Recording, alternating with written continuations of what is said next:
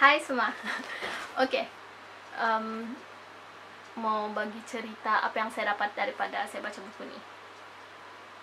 Mitch Albom, The Next Person You Meet in Heaven. Nama lah kasih spoiler semua kan, tapi apa yang saya dapat dari buku ini, pengajaran dari buku ini, Mitch Albom ini punya penulisan memang power. Cerita dia nih pasal, kamu bacalah sendiri pasal apa, tapi poin cerita, macam poin-poin penting yang saya dapat dari cerita nih adalah sebenarnya kita dalam dunia nih, kebanyakan dari kita sebenarnya semua berkait, begitu.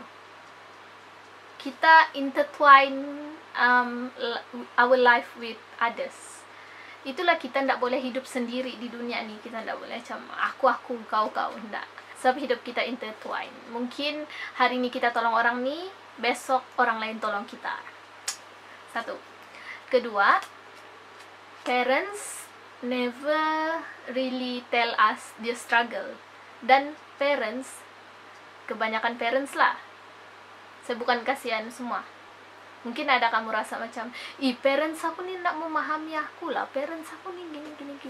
Tapi sebenarnya kita tidak faham apa intention parents kita. Mungkin sebenarnya intention dia orang bagus dan untuk protect kita, untuk apa yang dia orang buat tu untuk protect kita. Tapi mungkin dia orang tidak sedar ada efek negatif juga. Tapi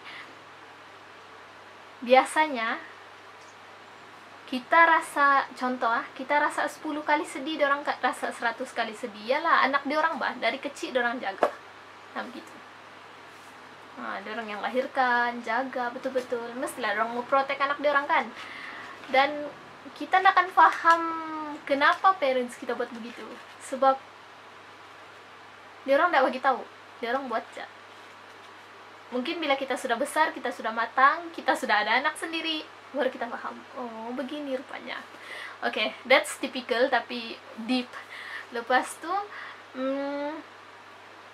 kita dalam dunia ni kadang-kadang kita rasa macam hidup kita ni not worth it lah. Kita mau, can God please take me away from this world.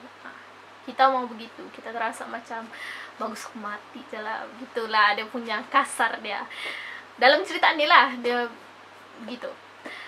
Tapi kita tidak tahu bila life kita akan berubah menjadi lagi bagus, dan kita akan end up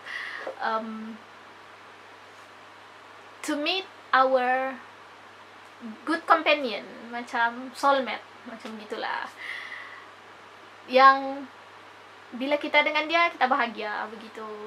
Dia tidak semestinya soulmate lah, macam good companion lah, begitu. Orang-orang yang baik. Mungkin sekarang kita rasa hidup kita macam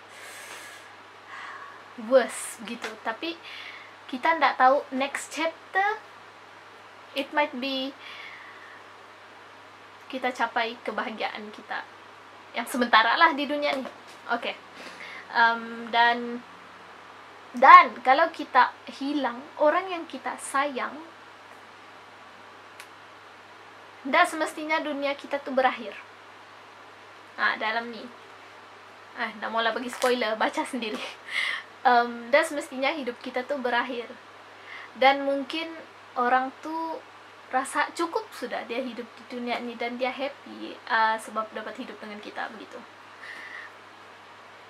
Dan kita, kenapa kita stay, macam kenapa kita selalu, kalau kita kehilangan orang yang kita sayang, kita selalu mempersoalkan kenapa Tuhan ambil dia bukan aku, ataupun kenapa Tuhan tidak ambil aku sekali, begitu. Tapi sebenarnya macam dalam cerita ni, Mitch Albom cuba sampaikan yang kalau kita stay di dunia ni, maksudnya kita ada mission yang belum selesai.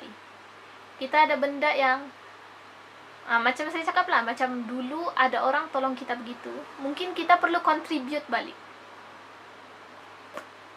Itu saja pasal buku ni, boleh baca, best sangat. Bye bye.